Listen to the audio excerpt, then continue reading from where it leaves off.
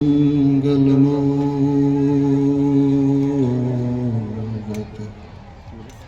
सतगुरु मिलवा सर्वदा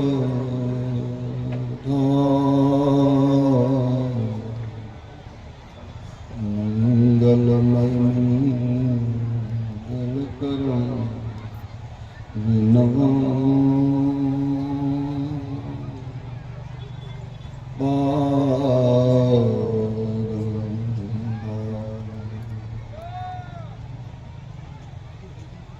आराध्य देव के लीला सहचर पूज्य श्री के चरणों में सत सत नमन। मंचस्थ पूज्य संत महात्मागण, आदरणीय धर्म प्रेमी सज्जनों, आदरणीय माताओं एवं भक्तमती बहनों,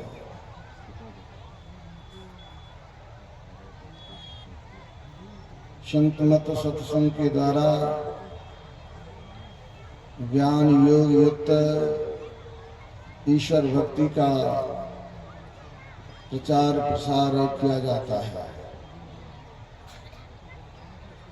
ज्ञान भी चाहिए, योग भी चाहिए और भक्ति भी चाहिए। ज्ञान कहते जानना को, पहले हमें जानना होगा कि हमें भक्ति किनकी करनी है। मतलब ईश्वर के स्वरूप को समझना होगा। आराध्य देव कहने की कृपा किए, जो बौद्धिक ज्ञान से भी ईश्वर के स्वरूप को ठीक ठीक समझ लेता है तो उनके लिए मानव तन सुरक्षित हो जाता है। तो जानना भी कई तरह से होता है। श्रवण, मनन, निधिध्यासन और अनुभव। कुछ बात को सुन करके भी जानते हैं, सुनने से भी ज्ञान होता है। सुनी हुई बात को मनन करते हैं, जो सुनाया गया है वो ठीक है कि नहीं, उस पर कुछ चिंतन करते हैं, मनन करते हैं, उससे भी बुद्धि कुछ निर्णय करती है, वो मनन ज्ञान। अब जब मनन में बात बैठ जाती है, चिंतन में, तब उस ज्ञान को प्रयोग में उतारते हैं, जिसको कहते निधिध्यासन। प्रायोगिक ज्ञान जब होगा, जब निधिध्यासन करने लगते हैं और निधिध्यासन करते करते जब अंत में पहुंच जाते हैं तब अनुभव ज्ञान होता है। अनु मतलब पीछे, भव मन उत्पन्न, जो ज्ञान पीछे उत्पन्न हो उसे अनुभव ज्ञान कहते हैं। तो हमारी आराध्य भी कहने की कृपा की, में ही जो अनुभव ज्ञान हो, अनुमान क्या करें। जिनको अनुभव ज्ञान हो जाए तो अनुमान तर्क व्यर्थ हो जाएगा। समझा में ही लखा नमूना, बात बिल्कुल सत्य हित की। क्या सत्य हित की बात है? सूरत दरस करन को जाती तपती तीसर तिलखी। भक्ति करना चाहते हैं, कौन सी भक्ति हो? अभी हमारे विद्वान प्रवक्ता सुना रहे थे शगुन निर्गुण की बात, और हमारे आराध्य भी कहा करते थे ये शगुन क्या है? तो शगुन को समझो पांव। अगर आप चलना चाहते हो तो पांव की जरूरत है, और जीना चाहते हैं तो गला भी चाहिए। तो पांव भी चाहिए, गला भी चाहिए। किसी एक को अलग करके तो फिर हम रह नहीं पाएंगे, दोनों की आवश्यकता है। रामकृष्ण परमहंस जी महाराज से एक बात एक विद्वान ने पूछा, ये महाराज आप सगुन को मानते हैं कि निर्गुण को मानते हैं? तो रामकृष्ण परमहंस जी महाराज के बारे में लोग जानते थे, माँ काली के भक्त हैं, पुजारी हैं, इसीलिए विद्वान ने पूछा था। तो रामकृष्ण परमहंस जी महाराज चुप रहे। फिर कहते मैं शगुन को भी मानता हूँ और निर्गुण को भी मानता हूँ। कहा महाराज कोई एक न होगा, एक ही बात दो कैसे हो जाए? उन्होंने कहा जिस तरह पानी है वही पानी है और वही बर्फ हो जाता है। पानी तो एक ही है, लेकिन जब पानी है तो द्रव रूप में है, वही पानी को जरूरत पड़ा ठोस रूप में आ गया, फिर जरूरत पड़ेगा तो पानी हो जाएगा, वही है सगुण, निर्गुण।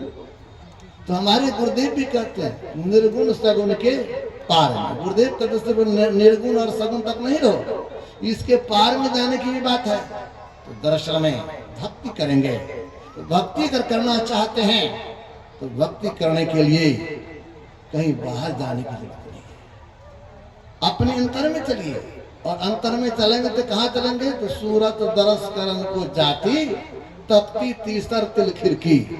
जब तक तीसर तिल खिड़की तक नहीं पहुंचे हैं तब अंतर होगा।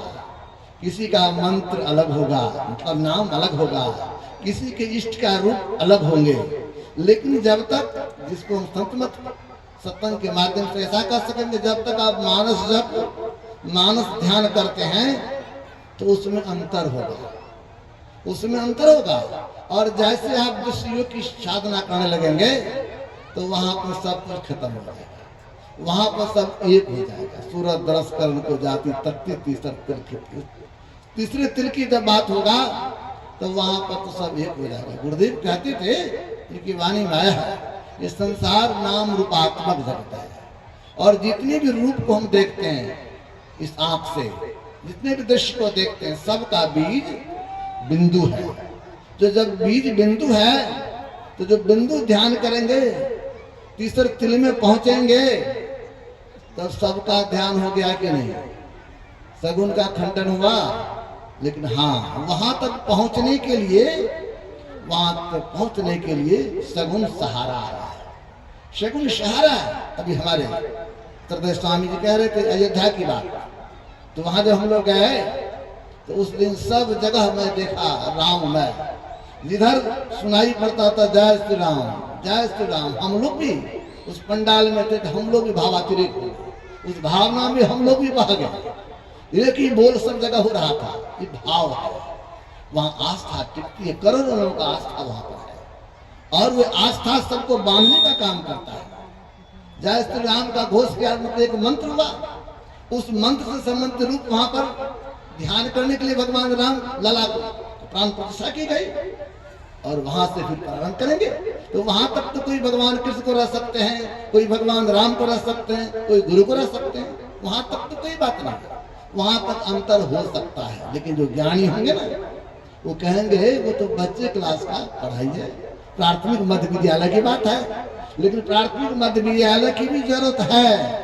प्राथमिक मध्य विद्यालय न हो तो फिर विश्वविद्यालय में शिक्षक कहाँ से मिलेंगे, विद्यार्थी कहाँ से आएंगे? इसीलिए आधार तो वहां से है, प्रारंभ वहां से होगा, लेकिन जब तीसरा तिल की बात होगा तो वहां पर सब एक हो जाएगा। और एक गुप्त मत सबई कहूं कर जोर, शंकर भजन बिना नर भक्ति न पावे मोर। वहां आने के बाद सब एक हो जाएगा, जिसको संत कबीर साहब ने राचा का दो कर जोर, शीश चरणन दे भगति अचलवर मांग रे। जब ये दो कर जोड़ने की बात होगी तब सब बात वहां पर एक हो जाएगा, तब वहां पर किसी तरह की कोई बात नहीं है। तो भक्ति करते हैं तो बिंदु और फिर नाद की बात है। हमारी संतों ने कहा जिस तरह हम लोगों के दो हाथ होते हैं ना, उसी तरह परमात्मा के भी दो हाथ है, वो प्रकाश और शब्द है, उसके माध्यम से हम अपने अंतर में चलेंगे। हमारे गुरुदेव कहा करते थे जिस संप्रदाय में, जिस मत में बिंदु और नाद, प्रकाश और शब्द की चर्चा न हो तो उसे हम संत मत का सत्संग नहीं कहेंगे।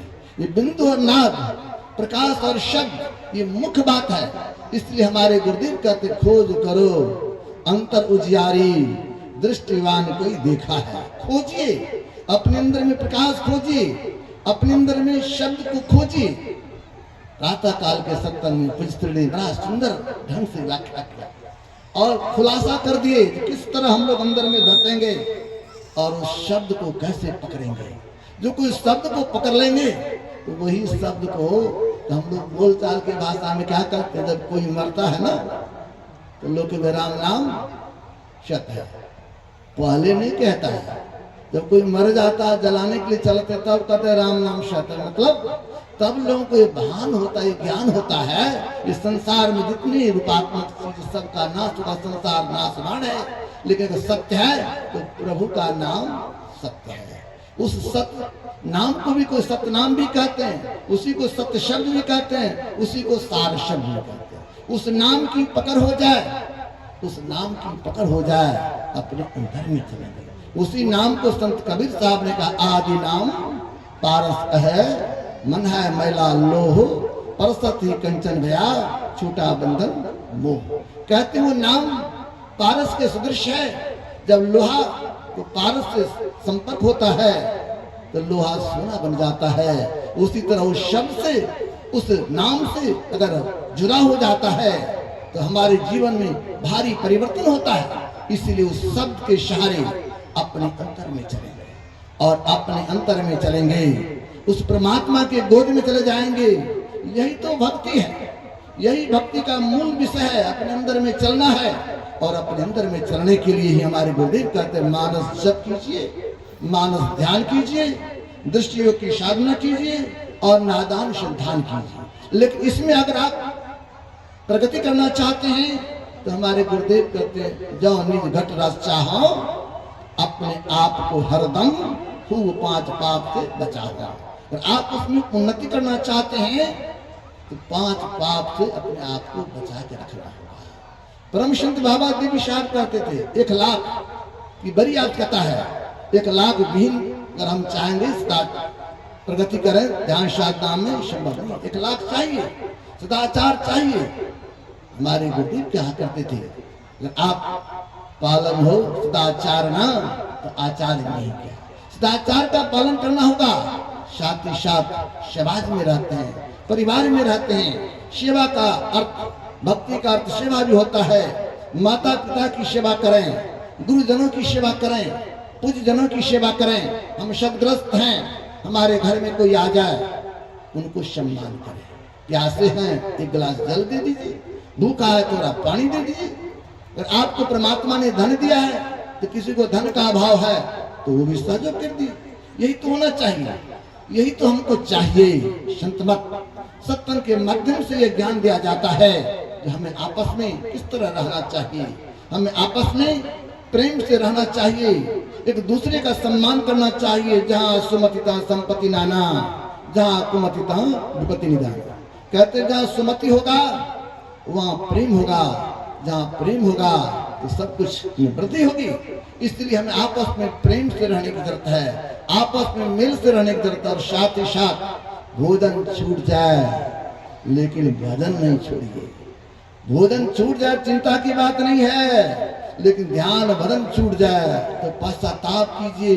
गुरुदेव कहते झूरिए, आज हमसे बहुत बड़ा अशुभ काम हो गया, ध्यान भजन नहीं किया। इसलिए ध्यान भजन करने की जरूरत है, क्योंकि जीवन बड़ा नश्वर है, शरीर को छूटने में देर नहीं लगेगा। इसलिए समय का सदुपयोग करें, ध्यान भजन करते रहें तो बड़ा अच्छा होगा। हमारे आराध्य देव जब चल फिर नहीं पाते थे, पूज्य श्री कह रहे थे, उस समय भी हुजूर आराध्य देव अंतिम समय में भी लोगों को कहा जाए 6 बजने को है, सब बढ़ के ध्यान। हम लोगों को भी जीवन में ध्यान का विशेष महत्व देना चाहिए। अगर ध्यान करेंगे, सत्संग करेंगे तो हमारा इहलोक परलोक दोनों संवरेगा। हमारे गुरुदेव कहते थे, रहे कैसे तो जीवन बिताओ स्वावलंबी, ब्रह्म भार भोर कर, संतों की आज्ञा है में ही मात धर चल छोड़कर। स्वावलंबी जीवन यापन करें, सत्संग करें, अपने पसीने की कमाई से रहें, रोज ध्यान ध्यान करते रहेंगे कि हमारा ये लोक परलोक दोनों संवरेगा। इन्हीं के साथ मैं पूज्य श्री के चरणों में सतत नमन अर्पित करता हूँ। श्री सद्गुरु महाराज की जय। अब इस कार्यक्रम को प्रवचन के उसके कार्यक्रम को आगे बढ़ाते हुए विद्वान महात्मा डॉक्टर स्वामी विवेकानंद बाबा से हम लोग इस गूढ़ ज्ञान का श्रवण करेंगे।